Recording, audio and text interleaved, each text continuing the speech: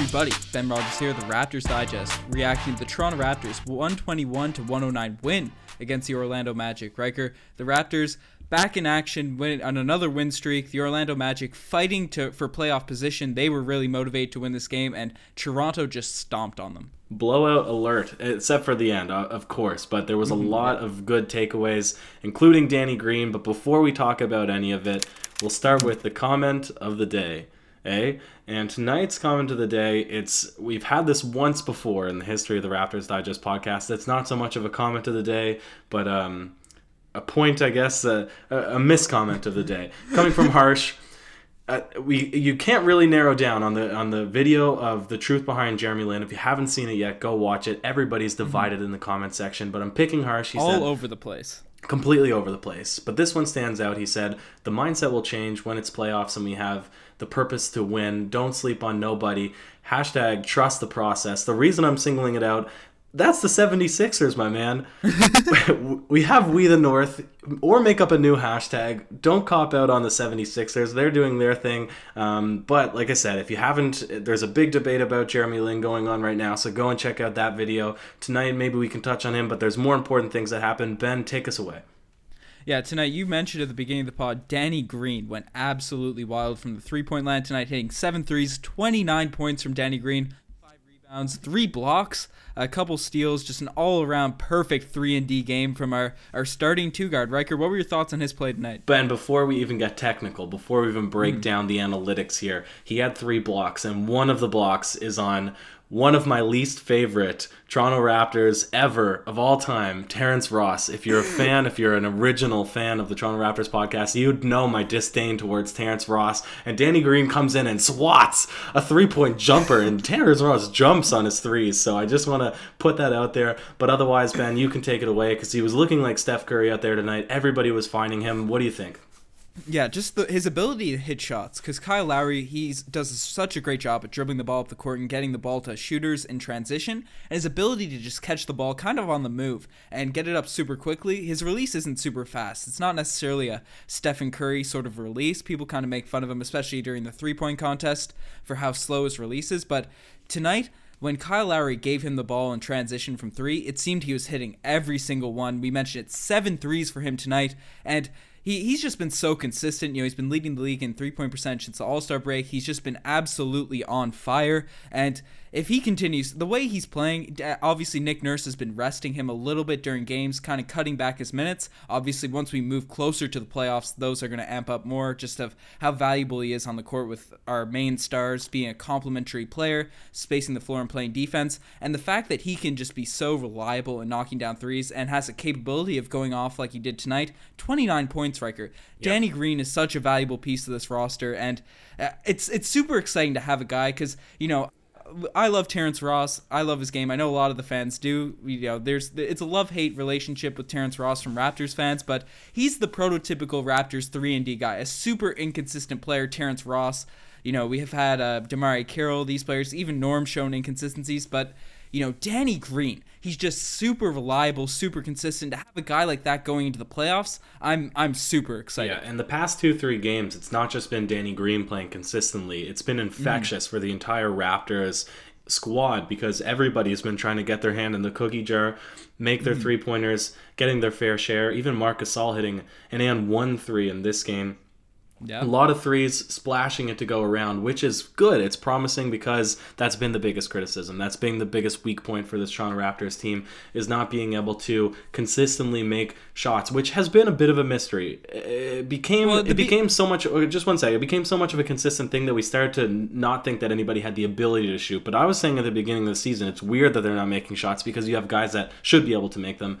Now they kind of finally are. Continue on with your point.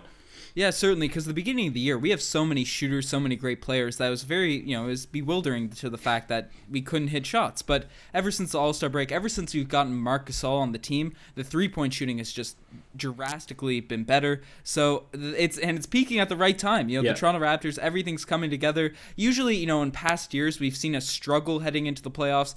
Obviously, we've dropped some games recently against a few teams. We've had some injuries, but we're playing very well. The way we're playing it's super encouraging heading into the playoffs. People are seemingly getting healthy. Obviously, we're hoping OG comes back from his head injury, and I believe Patrick McCaw, he's out with the thumb injury. But our main guys, our main core is healthy right now, so I'm super excited. This is my most favorite game, perhaps, of the season, as an indication of the playoffs, because this is the time that we're in. The excitement is starting to ramp up, and I'm a big guy. I'm a big guy towards tightening up the lineup, keeping it consistent, or playing with a core unit of guys. Because come playoff time, you're not going to stretch into the 9th, 10th man. Most likely, you're going to play an 8-man rotation, and that was sort of the case for tonight. They played kind of nine guys, but really Jeremy Lin, Jody Meeks got a lot of time in the fourth quarter when the game was already completely dictated. Obviously, the huge third quarter stretch we can talk about, but tonight was really about the starters getting a lot of run and 3 guys coming off the bench. My favorite game of the season. And really it's weird because I don't love the Orlando Magic matchup. I don't really feel like it's very intense, even though this was a very intense game. It ended up being, but I wasn't excited before the game started. But as I was watching, I was thinking, wow, this is what the Raptors could be in the playoffs with a tight rotation. It was really nice.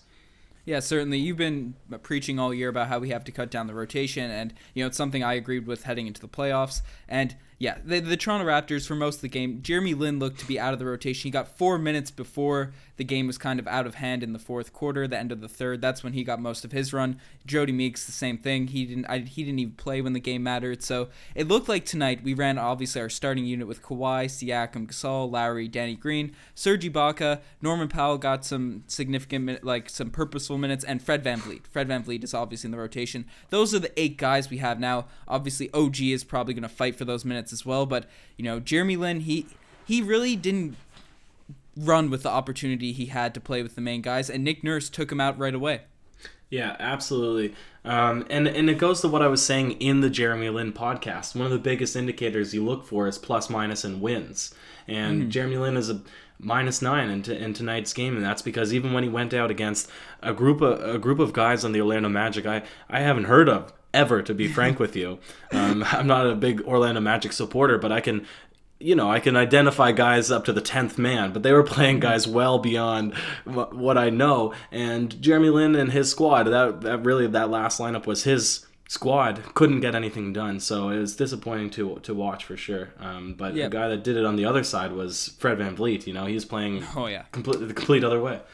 Yeah, certainly. Ever since Fred VanVleet has come back from injury, he's been on an absolute tear. Tonight, 10 points, 7 assists, plus 16 for the game, hit 2 threes, is just knocking down shots at such a consistent basis. He's playing with that Fred VanVleet confidence, the big shot moments, willing to, whenever the Raptors need a bucket, that kind of clutch factor mid-game. When he had that last season, he's playing, that's back for Fred VanVleet since he's come back from injury, and he's added some things that we've noticed at the beginning of the year, just he wasn't playing like the usual Fred, so we're getting the best out of Fred VanVleet right now, and once again, coming at the best time possible for the season.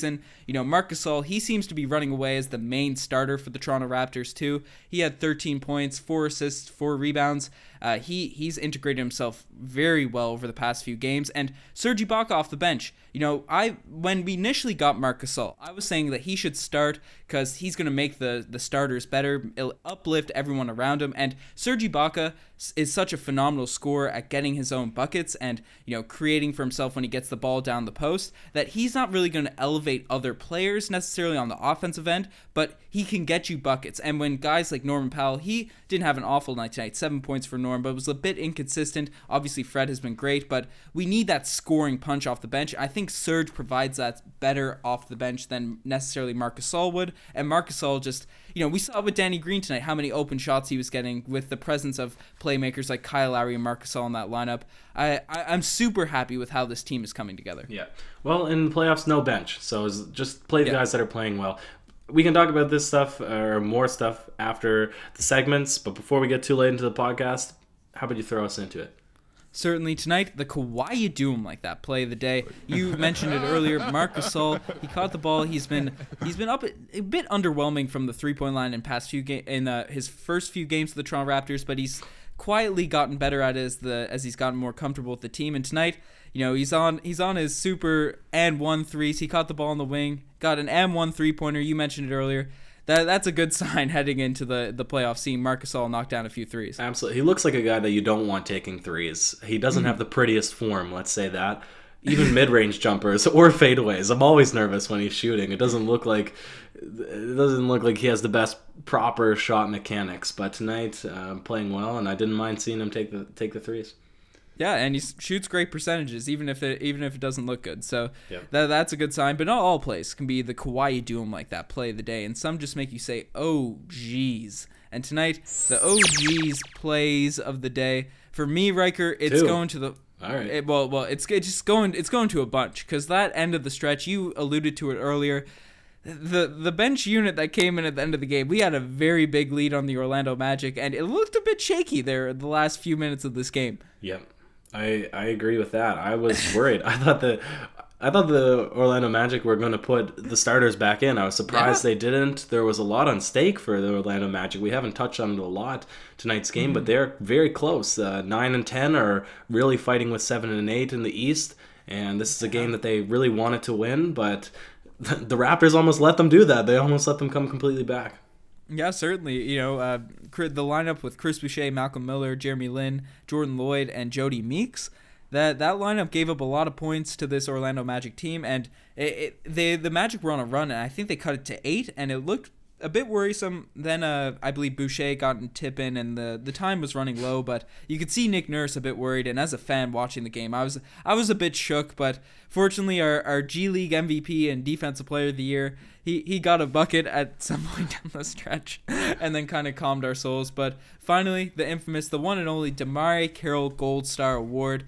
I don't know if you have one in mind, Riker, but personally, Pascal Siakam, had such an amazing season. It seems as if every game, every couple weeks, he's adding something new to his game. I think this was one of his worser games since probably November or October, because only 6 points for Pascal tonight. He kind of turned it around a bit in the second half, but in the first half, really didn't look like the usual Pascal Siakam. No, I agree with that. We've come accustomed to a higher octane scoring Pascal Siakam that's really been able to do it all. Tonight wasn't that night, but he didn't take that many shots. So It's not a night that we needed him to score. It was really an all-around sort of attempt to win this game. But I cannot savor giving the Damari Carroll Gold Star Award to anybody else in tonight's matchup besides my man, No. Terrence Ross. 2 for 10 from the field, 2 for 8 from the three-point line. He couldn't shoot tonight. He couldn't do anything. He got blocked by Danny Green shooting a 3. He's the obvious candidate in my mind for... We love you, T. Ross. No, we don't. Maybe we love you, T. Ross. 50% of this podcast likes you, so it depends on if you're an optimist or a pessimist.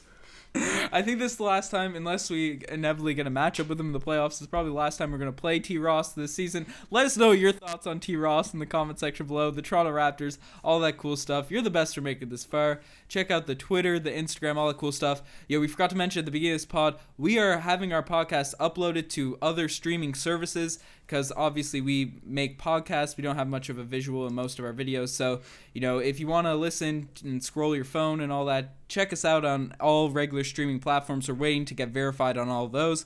They could be up in the next hour, in the next day, the next couple days for sure. So check us out on there. We'll provide the links in the description when they're up. Any last words, Riker? That's it for me. Cheers.